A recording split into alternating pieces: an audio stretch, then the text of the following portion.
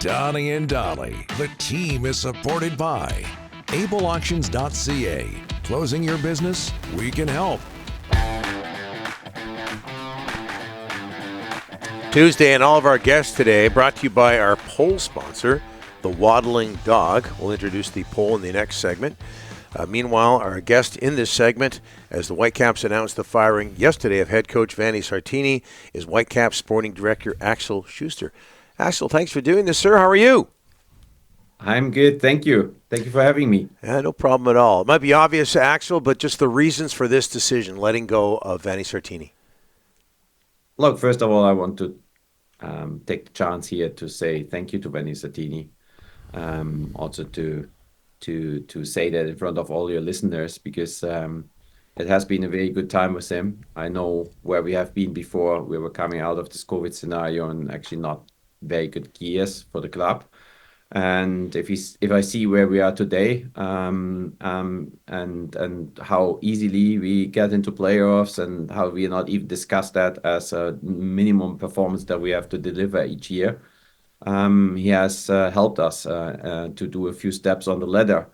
But yes, you asked the right question, why we have done it, and it is about the next step on the ladder. It is about my belief, and also the feedback that I have received from the group and from everyone, what we need to do the next step on the ladder, what kind of energy we need, what kind of belief we need going into next year, and finding out that after 3.5 years, it is time for a change, to bring in fresh energy, to shake everyone, to create a little bit of a creative chaos that scares everyone and pushes everyone to his best performance, and to do this change at the right time, and not after we find out that maybe things are not working anymore. And so I had to make this call. Wasn't an easy one. It took a lot of time, had a lot of conversations, but I'm convinced it's the right one. Was it a more difficult decision given Vanni's personality, Axel, because he is so popular with the fan base, and even people that aren't big Whitecaps fans know him? He's very popular. Did that make it extra tough? First of all, it made it extra tough because we have a friendship, and I'm very happy to say that when we had our final conversation, we said, look, I have to make a professional decision here, but that will not impact our friendship, because Vanni is an outstanding person, and I have to say he has given us way more than the things on the pitch. He has been also an outstanding face and spokesperson for this club, and he's somebody who was very much liked from everyone in the city for the right reasons, because of what he is and what he stands for.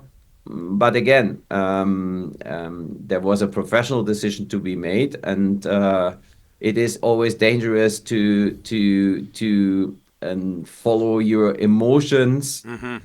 In such moments. You have to make the decisions based on facts, on your analysis, and on your belief for the technical side, because other things will always follow this. And if you don't get to the next step, if you don't get to the success you're looking for, then all the other things will also be in question at some point.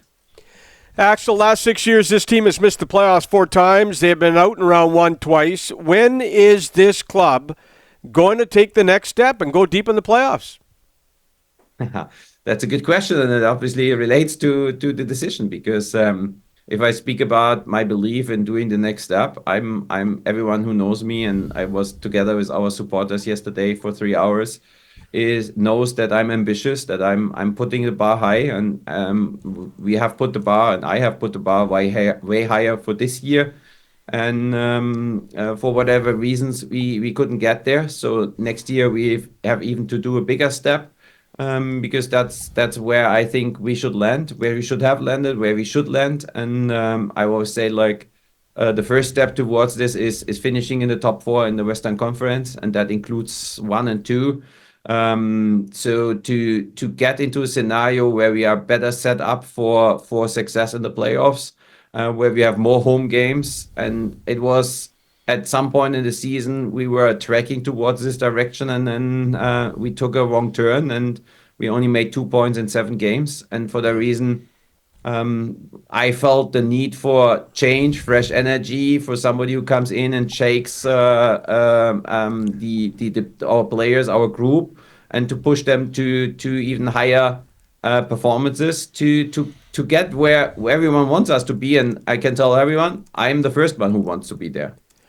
You have an owner that doesn't do interviews, so we never get his vision and goal, Alex. But does he need to spend more money on the payroll? I think you were 20th in team salary.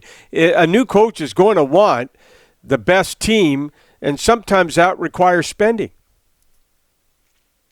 First of all, I want to say that I was signed at the point where this was already very clear, and where they wanted to have a face and somebody who speaks in the public about everything related to the club, because I very much respect, and I ask everyone to respect, that our owner wants to protect his privacy, that he doesn't see himself on the public stage. That's not what he is and what he believes in.